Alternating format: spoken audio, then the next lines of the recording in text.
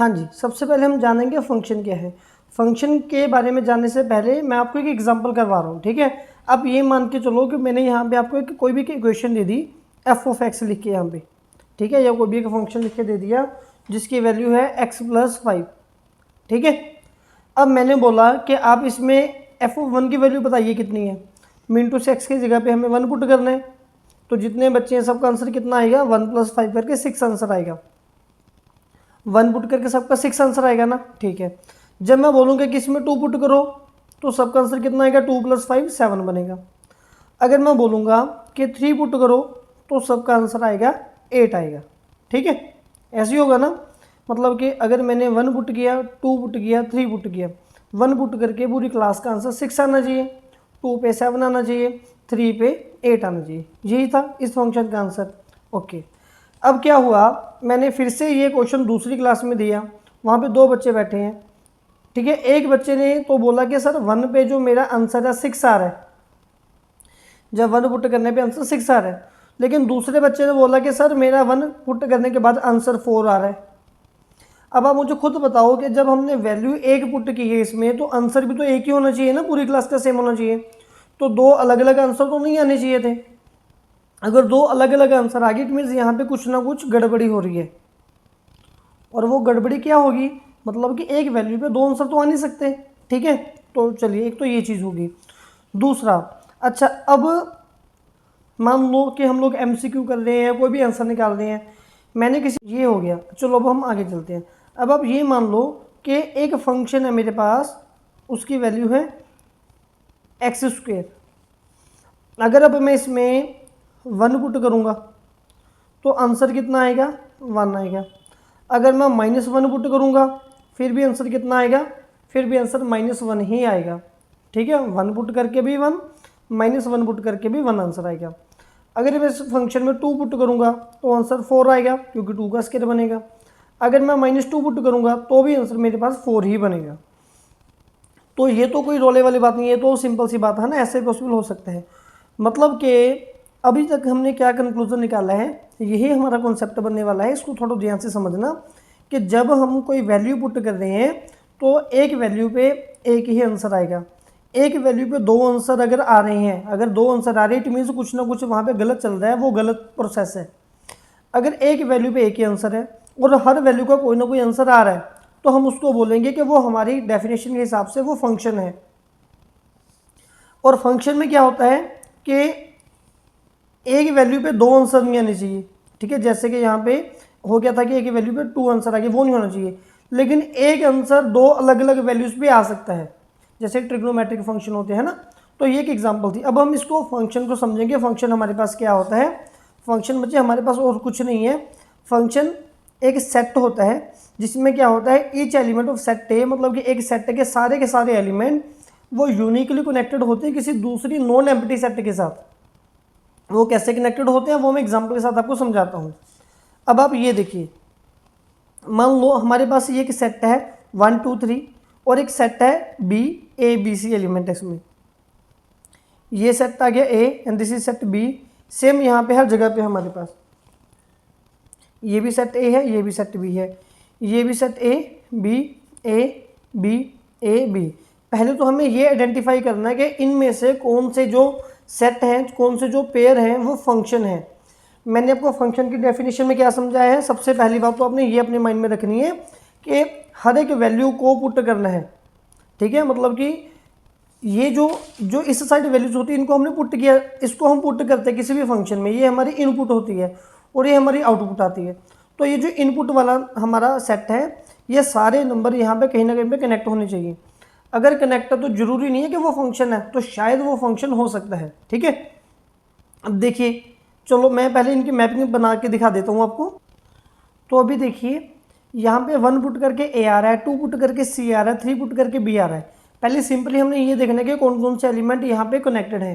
A set के element जहाँ पे कनेक्ट नहीं है वो तो डायरेक्ट सेट है ही नहीं, ये हमने सिंपल सी बात समझ के रखनी है। अब ये समझिए, यहाँ पे A के सारे सेट कनेक्टेड हैं, सारे एलिमेंट्स, तो मे भी शायद ये सेट होगा। अब इसमें 4 यहाँ पे कहीं पे भी कनेक्टेड नहीं है। अगर 4 कनेक्टेड नहीं है तो ये हमारे पास सेट यहाँ पे नहीं आ रहा। और इसमें 1 भी कनेक्टेड है, 2 भी, 3 भी, 4 भी, तो शायद ये होगा। यहाँ पे 1 2 दोनों कनेक्टेड है, यहाँ पे 1 2 3। अच्छा ये बात देखना, आपने जस्ट ए सेट वाले देखनी है कि कनेक्टेड है, यानी आपको बी सेट से कुछ भी लेना देना यहाँ पे नहीं है। तो शायद ये सेट हो सकता है, ये भी सेट हो सकता है, ये भी सारे कनेक्टेड हैं, ये भी सेट हो सकता है। यहाँ पे ये कनेक्टेड नहीं है, इससे हमें कोई लेना देना नहीं है फिलहाल के लिए। अब यहाँ पे 1 पुट करके 2 बी आ गया, 2 पुट करके ए आ गया, तो 3 कनेक्टेड नहीं है, तो ये वाला भी हमारे पास सेट नहीं, ये भी हमारे पास फंक्शन नहीं है। पहली बात तो ये होगी कि कौन कौन सा फंक्शन हमारे पास नहीं है, ठीक है जी। अब दूसरी कंडीशन देखते हैं कि क्या ये वाकई में फंक्शन है। जो दूसरी कंडीशन क्या आती है हमारी, जो मैंने आपको यहाँ पे समझाया था कि एक वैल्यू पे दो आंसर नहीं आ सकते। अगर दो बच्चों के एक वैल्यूज पे अलग अलग आंसर आ रहे हैं तो मीन टू उन दोनों बच्चों में से किसी न किसी एक का आंसर गलत है, ठीक है, तो वो फंक्शन नहीं है, वो वेल डिफाइंड नहीं है। फिलहाल देखिए, फर्स्ट का आंसर ए आया, फर्स्ट क्वेश्चन का आंसर ए है, मतलब कि 1 वैल्यू पुट करके ए आ गया, अब ये समझो। 2 पुट करके सी आया, 3 पुट करके बी आया, तो 1 पुट करके कोई दो आंसर नहीं आ रहा, तो ये तो डेफिनेटली फंक्शन है ही है हमारे पास, ठीक है। अब ये डेफिनेटली है। इसके बाद हम आगे जाएंगे, तो नेक्स्ट पे देखिए आप, यहाँ पे कि ये तो डायरेक्ट हमने क्लोज लगा के रखा हो, तो ये तो फंक्शन है ही नहीं, है ना। फिर ये देखिए 1 2 3 4 पुट किया हुआ है और सब पे अलग अलग आंसर आ रहे हैं, तो ये भी हमारे पास फंक्शन है, ठीक है जी। अब हम आगे चलते हैं, 1 पे आंसर है, 2 पे आंसर है, बी कनेक्टेड नहीं है, कुछ लेना देना नहीं है, तो ये भी फंक्शन है हमारे पास। अब ये देखिए 1 पुट करके बी आ गया, 2 पुट करके भी बी आ गया, 3 पुट करके भी बी आ सकता है। ये कैसे आएगा, जैसे मैंने आपको यहाँ पे समझाया था ना कि अगर कोई स्क्वायर फंक्शन है तो अगर आप 1 पुट करोगे फिर भी 1 है, -1 पुट करोगे फिर भी 1 है। ऐसी जो ट्रिग्नोमेट्रिक फंक्शन होते हैं, अगर हम साइन एक्स है, इसमें आप 0 2 पाई 4 पाई 6 पाई 8 पाई पुट करते जाओगे, पीरियोडिक फंक्शन है ना, तो वो वैल्यू रिपीट होती जाएगी सेम सेम, तो ये भी फंक्शन है हमारे पास। अब 1 पुट करके आ रहा है और 2 पुट करके आ रहा है, फिर 3 पुट करके बी आ गया, 4 पुट करके सी आ रहा है, लेकिन यहाँ पे 4 पुट करके डी भी आ रहा है, तो ये पहले हमने गलती कर ली, ये फंक्शन नहीं है। ये क्यों फंक्शन नहीं है, क्योंकि जब 4 पुट करके आपने बोल दिया सी आ गया और 4 पुट करके आपने बोल दिया डी आ गया, ये तो पॉसिबल ही नहीं हो सकता, ऐसा नहीं होना चाहिए था ना, तो ये भी हमारे पास फंक्शन नहीं है। ऐसे कुछ फटाफट हम यहाँ से देखते हैं। फंक्शन तो हमने देख लिया क्या है, जो ईच एलिमेंट ऑफ सेट ए का जो एलिमेंट यूनिकली कनेक्टेड होता है नॉन एम्प्टी सेट के साथ। तो फटाफट से देखो यहाँ पे कौन कौन से सेट हमारे पास फंक्शन हो सकते हैं। ये सारे कनेक्टेड हैं, ये भी कनेक्टेड है, इनमें 3 कनेक्टेड नहीं है, तो अगर 3 कनेक्टेड नहीं है तो डेफिनेटली ये सेट नहीं है हमारे पास। और इसमें 1 कनेक्टेड नहीं है, तो ये भी फंक्शन नहीं है हमारे पास। और इसमें 1 2 4, लेकिन इसमें 3 कनेक्टेड नहीं है ना, तो ये भी हमारे पास फंक्शन नहीं है। तो लेकिन जो अब ये जिन पे क्रॉस कर दिया वो तो डेफिनेटली नहीं है। अब इनको चेक करो, क्या ये है, क्या ये वेल डिफाइन है। देखो क्या कंडीशन होती है कि एक वैल्यू पे 2 आंसर नहीं आनी चाहिए, है ना, एक इनपुट पे 2 आउटपुट नहीं आनी चाहिए हमारे पास। तो हर एक वैल्यू पे एक इनपुट पे एक ही आउटपुट आ रही है, ठीक है जी। तो ये यहाँ पे जब हमने 1 पुट किया, बी 2 3 4, ये फंक्शन है। ऐसे हो सकता है कि सब क्वेश्चन का आंसर सेम आ जाए। यहाँ पे ये तो फंक्शन है ही नहीं, ये भी फंक्शन नहीं और ये भी फंक्शन नहीं है। या फिर आपने इसको ऐसे भी समझ सकते हो कि ये वाला जो ए सेट है, इसको मान लो ये चाइल्ड है, ये बच्चा एक, ठीक है, और ये उसकी मदर है, ठीक है। तो सेम अब आप उसको अप्लाई करके देखो एक बच्चे की ये मम्मी हो सकती है, दूसरे की ये मम्मी हो सकती है, तीसरे की ये मम्मी हो सकती है, ठीक है। अब ये इतने सारे बच्चे हैं, ये भी एक मदर के हो सकते हैं, ये इसकी मम्मी है। अब ये देखो थोड़ा सा यहाँ पे, ये एक बच्चा है, यहाँ पे बोला जा रहा है कि इसकी मम्मी है, लेकिन बोला जा रहा है यहाँ पे इसकी मम्मी है, ऐसा तो पॉसिबल नहीं हो सकता ना, तो इसीलिए ये फंक्शन नहीं है हमारे पास। और ये तो कोई बच्चे, इसकी कोई मदर ही नहीं है इस बच्चे की, तो ये भी पॉसिबल नहीं है। तो यहाँ पे देखो ये 3 बच्चे की कोई मदर नहीं है, तो ऐसे भी पॉसिबल नहीं है। आप इसको ऐसे भी समझ सकते हो। फिर आगे जो हमारे पास नेक्स्ट टॉपिक है वो हमारे पास आएगा डोमेन एंड रेंज का, ठीक है। अब हम ये जानेंगे कि डोमेन रेंज हमारे पास क्या होती है। देखो ये जो हमारे पास एक फंक्शन है, मैपिंग होती है ना, मैपिंग हमने क्लास +1 में भी पढ़ा था। जो एलिमेंट आपने पुट किए हैं, मतलब कि जो अपनी इनपुट दी है, ठीक है, मतलब कि या फिर जिसको हमने एज ए चाइल्ड कंसिडर किया था, वो आपके पास डोमेन सेट होता है, वो होता है डोमेन। और जो हमारे पास दूसरा सेट होता है नॉन एम्प्टी सेट, उसको हम बोलते हैं कोडोमेन। उसको हम लोग क्या बोलते हैं, कोडोमेन। और जो एलिमेंट इसके साथ कनेक्ट हो जाते हैं उसको बोला जाता है रेंज, ठीक है। तो ऑब्वियस सी बात है कि कोडोमेन में तो ज़्यादा रहेंगे। देखिए पहले जो फंक्शन है मैं आपको वहाँ से समझाता हूँ कि मुझे जो सबसे अच्छी मिल जाए एग्जाम्पल कोई इस सेट में से हाँ जी ये रहा, ठीक है। अगर हम इस सेट की बात करेंगे ना तो इस सेट के लिए हमारे पास डोमेन सेट कौन सा रहेगा, हमने इसमें 1 पुट किया, 2 पुट किया, 3 पुट किया, तो ये हमारे पास डोमेन सेट है 1 2 3। फिर हमारे पास कोडोमेन सेट को वैसे तो ये हमने +1 क्लास में किया हुआ है, ठीक है। कोडोमेन क्या होता है, जो पॉसिबल आंसर्स आ सकते हैं। आपके पास एक ए की ऑप्शन थी, एक बी की ऑप्शन थी, और जो आपके पास आंसर आया वो होता है रेंज सेट। तो रेंज क्या है हमारे पास, बी आया ओनली, ठीक है। तो रेंज में हमेशा या तो कोडमेन के जितने एलिमेंट होंगे या उससे कम एलिमेंट होंगे, ठीक है। जैसे कि इसमें देखिए, इसमें कोडमेन भी यही है क्योंकि ए बी सी बी से आंसर आने थे और सारे के सारे आंसर आ भी गए, तो रेंज सेट भी यही है हमारे पास। तो इस केस में क्या होगा, कोडमेन और रेंज दोनों आपस में इक्वल रहेंगे। लेकिन इस सेट में क्या है कि कोडमेन में ज़्यादा एलिमेंट है और रेंज में कम एलिमेंट है। मतलब कि जो हमारा रेंज है वो क्या रहेगा, वो हमेशा सबसेट या फिर इक्वल रहेगा किसके, कोडमेन सेट के, ठीक है। चलिए इसको मैंने अब यहाँ पे ऐसे ही लिखा है कि अगर हमारे पास कोई एक मैपिंग है F from A to B mapping है हमारे पास, इसमें जो एलिमेंट हमने पुट करने हैं ए सेट के उसको हम बोलते हैं डोमेन, जो हमारे पास आंसर है उसको हम बोलते हैं कोडोमेन, ठीक है। ए सेट होता है डोमेन सेट, बी होता है हमारे पास कोडोमेन सेट। अब जो रेंज है, रेंज क्या आती है, सेट ऑफ इमेजेस। मैं वापस से फिर से रिपीट कर रहा हूँ, देखो इमेज हमारे पास क्या होता है, जो जो नंबर आप लोग पुट कर रहे हो तो उसको पुट करने के बाद जो आंसर आ रहा है उसको इमेज बोला जाता है। मतलब कि जो आंसर आपके आगे उसको इमेज बोला जाता है। मतलब कि रेंज का दूसरा नेम क्या हो गया, सेट ऑफ इमेजेस, ठीक है। या फिर हम सेट ऑफ कनेक्टेड एलिमेंट लिख सकते हैं। और ये मैंने आपको क्लियर कर ही दिया कि रेंज क्या होता है, ये प्रॉपर सबसेट होता है हमारे पास किसका होता है, कोडोमेन का, ठीक है। या ये उसके इक्वल होगा या उसका ये सबसेट होगा। अब देखिए, अब जो चलो रेंज डोमेन कोडोमेन हमारा खत्म हो गया कॉन्सेप्ट है ना। अब हम बात करेंगे 1 फंक्शन की। नेक्स्ट बच्चे हम बात करेंगे जो फंक्शन, तो क्लियर हो गया कि फंक्शन क्या होता है। अब फंक्शन की कुछ टाइप्स होती हैं, जैसे कि 1 फंक्शन होता है, एक फंक्शन मैनी वन होता है, एक फंक्शन ऑन टू होता है, फिर इनटू होता है, फिर इनके कुछ दूसरे नेम भी होते हैं हम, है ना। अब हम आगे उसके बारे में जानने की कोशिश करते हैं।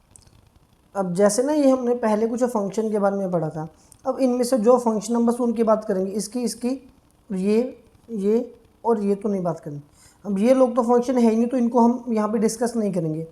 अब इनमें जो फंक्शन है वो 1 क्या होता है, जब एक नंबर पुट करके एक ही आंसर आ रहा, मतलब कि एक इनपुट के साथ एक ही आउटपुट हो, या फिर यूँ कहें कि एक जो मतलब कि जो डोमेन सेट का एक एलिमेंट है वो एक के साथ ही कनेक्टेड हो, तो उसको 1 बोला जाता है। जैसे 1 ए के साथ कनेक्ट है, 2 सी के साथ कनेक्ट है, 3 बी के साथ कनेक्ट है, तो ये हमारे पास 1 फंक्शन हो गया। ये फंक्शन कौन सा हो गया, ये 1 हो गया। और ये यहाँ पे ये देखिए, यहाँ पे भी जो हमारा 1 है वो बी के साथ कनेक्ट है, ठीक है। और लेकिन जो 2 है वहाँ पे भी जो हमारा आंसर है वो बी आ रहा है। तो अब दो, मतलब कि एक आंसर दो अलग अलग नंबर के साथ आ रहा है, तो इसको हम लोग जो है वो 1 फंक्शन नहीं बोल सकते। अब यहाँ पे देखिए 1 का एक ही आंसर और 2 का भी एक ही आंसर है, मतलब कि एक नंबर पुट करके हमारे पास एक ही आंसर आ रहा है, तो इसको भी हम लोग क्या बोलेंगे, 1 फंक्शन बोलेंगे। लेकिन यहाँ पे देखिए अब हमारे पास क्या हो गया कि एक नंबर पुट करके बी आया, दूसरा पुट करके बी आया, तीसरा, मतलब कि अब अलग अलग लोग हैं जो सेम ही आंसर दे रही है, तो ये भी 1 फंक्शन हमारे पास नहीं है, ठीक है। तो 1 फंक्शन इसमें कौन सा रहेगा, बस सिंपली हमारे पास ये वाला फंक्शन रहेगा, ठीक है। तो जो हमारा ये फंक्शन हो गया ये 1 हो गया यहाँ से। अब अगर मैं आपको यहाँ से पूछूं कि यहाँ पे कौन कौन से फंक्शन 1 हमारे पास, वो देखिए ये एक के साथ एक ही आंसर आ रहा है तो ये भी 1 है, लेकिन ये 1 नहीं हो सकता क्योंकि अलग अलग नंबर पे सेम आंसर आ रहा है, तो ये 1 नहीं है हमारे पास। ये तो फंक्शन ही नहीं है, ये भी फंक्शन है, ये भी फंक्शन है, तो इनकी तो बात ही क्या करनी है हमने, ठीक है। आगे फिर मैंने यहाँ पे भी लिखा हुआ है कि 1 फंक्शन हमारे पास कौन सा होगा, ठीक है। ये देखिए एक के साथ एक ही आंसर, तो ये 1 है। यहाँ पे भी एक के साथ एक ही आंसर आ रहा है, 1 पुट करके 2 पुट करके सी, 3 पुट करके भी, तो ये भी 1 है। लेकिन यहाँ पे क्या हुआ, जो दूसरा फंक्शन है वहाँ पे 1 को पुट किया ए, 2 को पुट किया बी, 3 को पुट किया सी, 4 को भी पुट किया सी, तो एक आंसर दो अलग अलग नंबर के साथ आ रहा है, तो ये फंक्शन 1 नहीं है, ये मैनी वन फंक्शन है। ये कौन सा फंक्शन हो गया, ये मैनी वन हो गया। कब हुआ? जब हमने क्या देखना है कि जब अलग अलग नंबर पुट करके सेम आंसर आ जाए। जैसे कि अगर हम इसको वापस से देखने की कोशिश करेंगे, थोड़ा सा मैं ये सेट कर देता हूँ। अब यहाँ पे देखिए, ये तो 1 1 था, लेकिन ये 1 1 नहीं है, तो ये कौन सा फंक्शन होगा? ये मैनी वन फंक्शन होगा। ये मैनी वन क्यों होगा? क्योंकि अलग अलग नंबर पुट करके सेम आंसर आ गया। तो एक आंसर मैनी नंबर को पुट करके आ रहा है ना, तो मैनी जो इनपुट है वो सेम आउटपुट दे दिया, तो ये मैनी फंक्शन हो गया, मैनी वन फंक्शन हो गया हमारे पास। इसमें देखिए मैनी वन कौन सा है, इसको डिस्कशन का नहीं तो 1 1 मैंने लिख के रखा था यहाँ पे, ये फंक्शन है, ठीक है। ये भी हमारे पास कौन सा फंक्शन होगा? ये भी 1 1 फंक्शन होगा, ओके। अब यहाँ पे देखिए, यहाँ पे हमने जब ए को पुट किया तो बी, 2 को पुट करके बी, तो यहीं से पता चल गया कि ये फंक्शन कौन सा हो गया? मैनी वन फंक्शन हो गया हमारे पास। और यहाँ पे देखिए, ये तो फंक्शन ही नहीं है ना, तो नहीं बात करनी। यहाँ पे भी 1 पुट किया बी, 2 पुट किया बी, 3 पुट किया बी, तो ये भी हमारे पास कौन सा फंक्शन हो गया? मैनी वन फंक्शन हमारे पास ये हो गया। अगर बच्चे आपने कभी भी इसको ग्राफिकली टेस्ट करना हो ना, ये चेक करना हो कि कोई भी फंक्शन 1 1 है या मैनी वन, उसको हम कैसे चेक करेंगे, ठीक है, वो भी मैं आपको यहाँ पे समझाता हूँ। उसको चेक करने के लिए आपने क्या करना है, जैसे कि यहाँ पे मैंने ये ग्राफ बना दिया, ये ग्राफ बनाओ, तो आपने ना यहाँ पे एक हॉरिजॉन्टल एक ऐसी लाइन ड्रॉ करने की कोशिश करनी है कि वो जो लाइन है वो इस ग्राफ को एक से ज़्यादा पॉइंट पे कट करे, ठीक है। मतलब कि यहाँ पे आप कोई लाइन ऐसे रखो कि वो जो लाइन है इस कर्व को एक से ज़्यादा फंक्शन जो लाइन पे है वो कट करने की कोशिश करी। जैसे कि मैं यहाँ से एक स्ट्रेट लाइन अगर ड्रॉ करूँगा, ठीक है, तो ये कितने पॉइंट पे कट हो रही है? ये 2 पॉइंट पे कट हो रही है। तो अगर तो ये 1 पे कट होगी तो ये 1 1 फंक्शन है, अगर ये एक से ज़्यादा पे कट होगी तो ये मैनी वन फंक्शन है, अभी 2 पे कट होगी तो ये मैनी वन फंक्शन है। अब ये लाइन देखो, यहाँ पे मैं कोई भी लाइन ऐसे स्ट्रेट लाइन ड्रॉ करनी है, हॉरिजॉन्टल वर्टिकल ड्रॉ करनी, हॉरिजॉन्टल लाइन ड्रॉ करनी है। अब कहीं पे भी हॉरिजॉन्टल लाइन ड्रॉ करूँगा, ये जो ब्लू वाली लाइन है ना, ये ब्लैक है और ये ब्लू है, ठीक है, थोड़ा सा कलर कॉन्ट्रास्ट है, यहाँ पे दिख नहीं रहा। तो ये जो लाइन है ना, ये हमारे पास ब्लू है। अगर इसको मैं ऐसे ड्रॉ करूँगा तो ये एक ही पॉइंट पे कट करेगी, तो ये 1 फंक्शन हो गया हमारे पास, 1 1 फंक्शन हो गया। लेकिन अगर मैं यहाँ से लाइन निकालूंगा तो ये तो कई पॉइंट पे यहाँ पे इसको कट करेगी, तो ये फंक्शन कौन सा हो गया हमारे पास? मैनी वन फंक्शन हो गया, ठीक है, M1 लिख रहा हूँ मैं। और अगर मैं इसको यहाँ पे कट करने की कोशिश करूँगा तो वो जो लाइन है वो तो फिर इसी के ऊपर आएगी, ठीक है। अगर मैं एक लाइन ड्रॉ कर रहा हूँ, मान लो मैं इसके ऊपर ही वो लाइन ड्रॉ कर रहा हूँ, तो वो तो इसके ऊपर ही आ गई ना, तो वो भी फंक्शन क्या हो गया? मैनी वन फंक्शन हमारे पास हो गया, ठीक है। मैनी वन फंक्शन होने के बाद अब ये लाइन, ये थोड़ा सा ध्यान से देखना, इसको हम लास्ट में डिस्कस कर देंगे क्या है, ठीक है। तो चलिए फिलहाल हम थोड़ा यहाँ पे भी इसको पढ़ने की कोशिश करते हैं। ये कुछ ग्राफ्स बना के रखे हुए हैं, हॉरिजॉन्टल लाइन टेस्ट बोलते हैं हम इसको। ये अगर एक कर्व ऐसे जा रही है तो ये एक लाइन चलेगी, तो ये क्या हो गया? मैनी वन फंक्शन हो गया। और ये लाइन ऐसे निकल रही है तो ये भी इसको यहाँ पे एक पॉइंट पे कट करिए, तो ये 1 1 फंक्शन हो गया, मैनी वन हो गया, मैनी वन फंक्शन हो गया, ठीक है। अब ये मैनी वन फंक्शन है कैसे, पहले हम वो समझने की कोशिश करते हैं। देखिए, मैं आपको ये पॉइंट समझाने की कोशिश करता हूँ। चलो मान लो मैंने यहाँ पे एक ग्राफ ड्रॉ कर दिया, ठीक है, तो इसके कोई ना कोई पॉइंट होंगे, 1 होगा, 2 होगा, 3 होगा, ये -1 होगा, ये -2 होगा और ये -3 होगा। और यहाँ से कोई एक कर्व ऐसे निकल रही है, तो यहाँ पे कोई ना कोई y की वैल्यू होगी, मान लो y की वैल्यू 2 आ गई हमारे पास, y2 और यहाँ पे y1 है। जब मैंने हॉरिजॉन्टल लाइन यहाँ से ऐसे ड्रॉ कर दी, ठीक है, तो आप ये मान लो कि चलो यहाँ पे जो पॉइंट है वो 3 आ गया, ये 1 है, ये 2 है और ये 3 आ गया। तो ये पॉइंट क्या बनेगा? ये बनेगा कोऑर्डिनेट -2 और 3, और फिर यहाँ पे ये क्या बनेगा? ये बनेगा 3 और 3। इसका मतलब क्या हुआ कि मैंने कौन से नंबर पुट किए? एक बार तो -2 पुट किया और एक बार 3 पुट किया। डोमेन के यही होते हैं ना एक्स वाले नंबर। तो आंसर क्या आया? आंसर 3 आया दोनों बार। तो जब एक नंबर पुट करके दो अलग अलग नंबर पुट करके सेम आंसर आ गया तो उसको हम क्या बोलते हैं? मैनी वन फंक्शन बोलते हैं। इसीलिए ये बोला गया है कि अगर लाइन एक से ज़्यादा बार कट करेगी तो वो मैनी वन होगा, लेकिन अगर एक टाइम पे कट करेगी तो 1 1 फंक्शन होगा। अब 1 1 भी समझ लेते हैं वो कैसे होगा। जैसे ये फंक्शन हमारे पास 1 1 है, यहाँ पे मैं कैसे ग्राफ बना देता हूँ, ठीक है, और यहाँ से एक लाइन क्यों चलेगी। अब मैंने स्ट्रेट लाइन यहाँ से ऐसे ड्रॉ की है ना, जो उसको कट कर रही है, यहाँ से कोई लाइन जा रही है जो उसको कट कर रही है, तो ये तो एक ही पॉइंट पे इंटरसेक्ट हुई है। तो ये पॉइंट हमारे पास में भी होगा 1 और ये पॉइंट हमारे पास होगा 2। तो 1 पे तो 2 ही आंसर, एक ही आंसर आ रहा है, ठीक है। तो एक नंबर पे एक ही आंसर आ रहा है, एक इनपुट पे एक ही आउटपुट आ रही है। तो इसी वजह से ये हमारे पास फंक्शन हो गया 1 1। अब हम इसको समझ के देखते हैं कि ये क्या है। देखो इसका मतलब क्या है कि मैंने यहाँ पे कोई वैल्यू 3 है, यहाँ पे 2 है, चलो यहाँ पे 1 है, यहाँ पे 2 है, ऐसे कुछ पुट किया होगा, ठीक है। और यहाँ पे वैल्यू जो है वो 1 आ रही है, यहाँ पे वैल्यू 2 आ रही है, यहाँ पे वैल्यू -1 आ रही है और यहाँ पे वैल्यू -2 आ रही है, ठीक है जी। जब मैंने कभी भी ये रहा, अब इसको समझो, ये x की वैल्यू जो वो क्या होती है जो हम पुट करते हैं। अब मैंने 2 पुट किया ना, मैं यहाँ पे लिख देता हूँ, अगर मैंने 2 पुट किया तो आंसर मेरे पास 0 ये भी आ रहा है भाई, लेकिन आंसर मेरे पास ये भी आ रहा है क्योंकि 1 पुट करके भी तो 0। 1 कब आया जब 2 पुट किया, 2 कब आया जब 2 पुट किया, -1 कब आया जब 2 पुट किया। तो इतने नंबर पुट करने के बाद मेरे पास तो आंसर एक ही आ रहा है, 2 भी, 1 भी, 0 भी, -1 भी, -2 भी, ये सेम ही आंसर आ रहे हैं। तो इस वजह से ये तो फंक्शन ही नहीं है।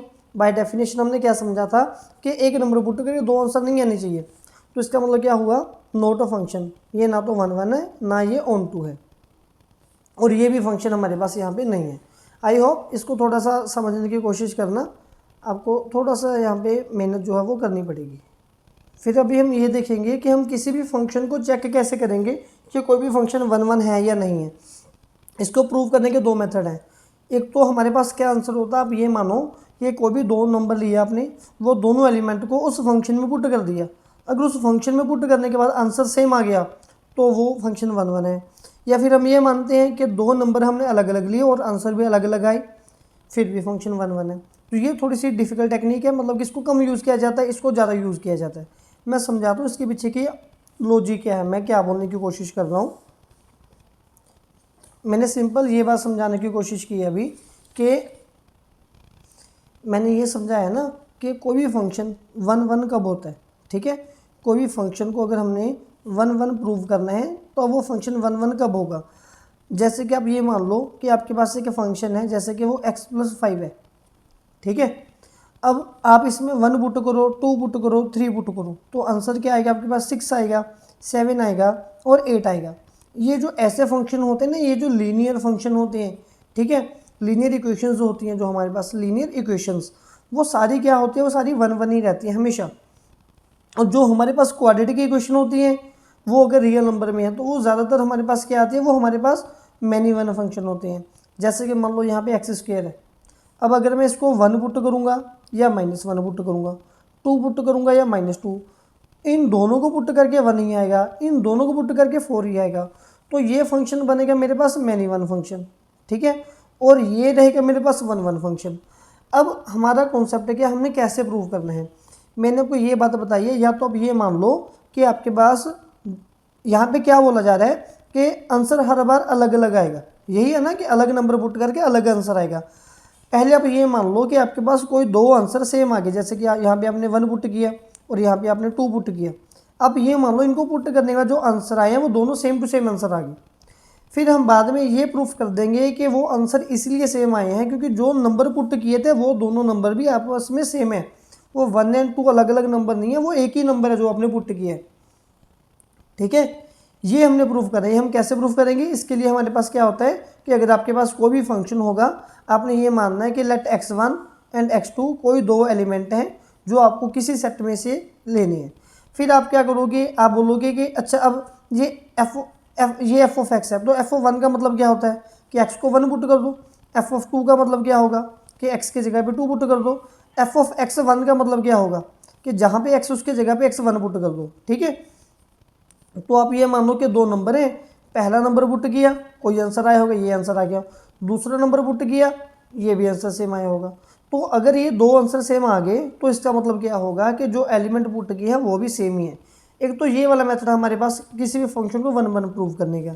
या फिर हमारे पास दूसरा फंक्शन क्या बन के आता है कि हमने क्या करना है, हमने 2 अलग अलग नंबर लेने हैं, ठीक है, और वो अलग अलग नंबर पुट करने हैं और आंसर भी हमने अलग अलग ही शो कर देने।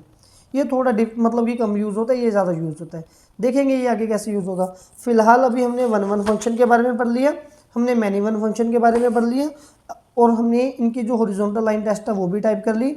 अब हमारे पास नेक्स्ट आगे आने वाला है onto function. Onto function से पहले मैंने आपको बता दिया था कि जो भी लीनियर इक्वेशंस होती है वो 1 1 होती हैं, जो क्वाड्रेटिक इक्वेशन होती है वो मैनी वन इक्वेशंस बना के दिखाती हैं आपको, ठीक है। अब नेक्स्ट ऑन टू फंक्शन हमारे पास क्या होता है, फिर से वैसे ही ऑन टू फंक्शन प्रूव करने फाइंड करने के लिए, समझने के लिए मैं फिर से इसी ग्राफ को लेकर वापस आ गया ना। यहाँ पे अब हमें क्या करना पड़ेगा, पहले वो देखो फंक्शन क्या है, क्योंकि जो फंक्शन नहीं है वो ऑन टू नहीं होगा। ऑन टू तो फंक्शन की एक टाइप है ना, तो सिंपल सी बात है, पहले आप ये ढूंढो फंक्शन कौन कौन से हैं। ये 2 है, तीसरा, चौथा, ये 4 फंक्शन हमारे पास। अब इनमें ऑन टू क्या होगा, ये क्या होता था डोमेन सेट, ये है डोमेन, और ये हमारे पास क्या होता है कोडोमेन। कोडोमेन मतलब कभी कभार इसको हम रेंज सेट भी बोल देते हैं, ठीक है, जो कनेक्टेड एलिमेंट हो। अब आपने क्या देखना है, पहले मैंने बोला था कि अगर ये सारे एलिमेंट कनेक्टेड हैं तो ये फंक्शन है।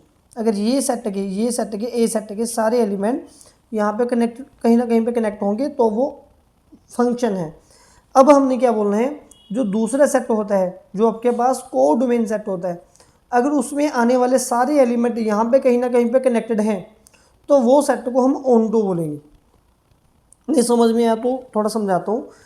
ये सारे एलिमेंट देखो, ए कैसे आया 1 पुट करके, बी कैसे आया 3 पुट करके, सी कैसे आया 2 पुट करके, तो ये आंसर थे। इन सबको कोई, इन सब के लिए कोई ना कोई यहाँ पे एलिमेंट है ना, ठीक है जी।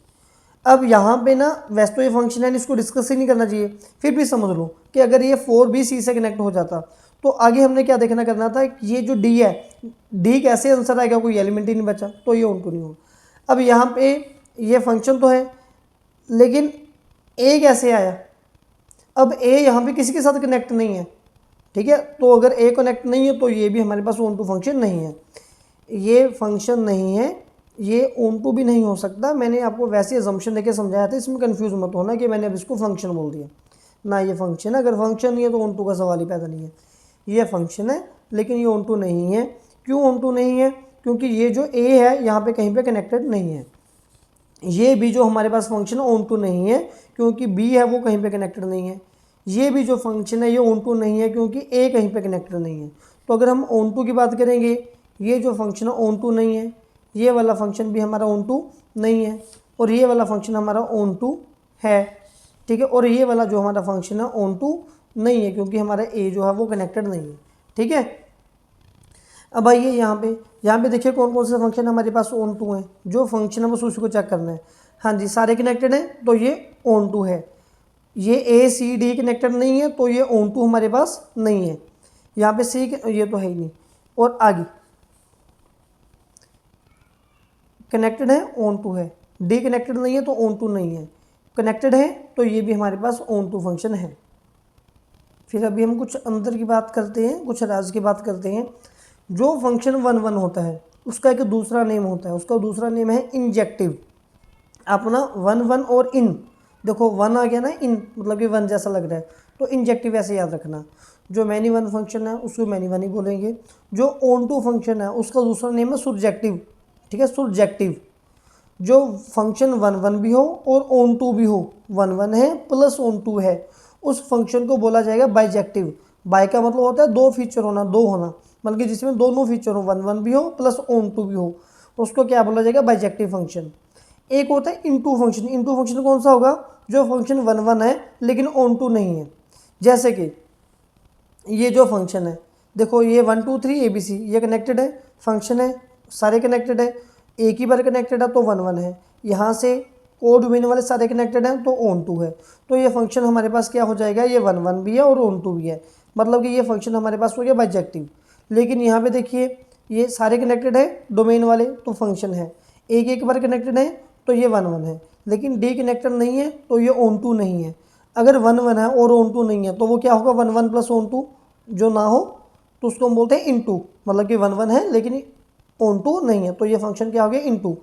अब है थोड़ी सी बात हमारी MCQ के टाइप काम की। जो ऑन टू फंक्शन होता है उसमें जो रेंज है वो कोड डोमेन सेट के इक्वल आती है। पहले मैंने आपको बताया था कि रेंज में कुछ एलिमेंट कम होते हैं, ठीक है, मे भी कम होते हैं, नहीं कम हो सकते हैं, क्योंकि कोड डोमेन तो वो पॉसिबल सेट होता है, जैसे कि ये ABCD कोड डोमेन सेट है ना, लेकिन जो कनेक्टेड है वो रेंज है। अब ऑन टू में मैंने क्या बोला कि ये वाले सारे कनेक्ट होने चाहिए, मतलब कि सारी रेंज ही तो बनेगी। तो यहाँ से पता चल गया कि जो रेंज है वो किसके इक्वल आएगी, वो हमारे पास कोड डोमेन के इक्वल आएगी, ठीक है।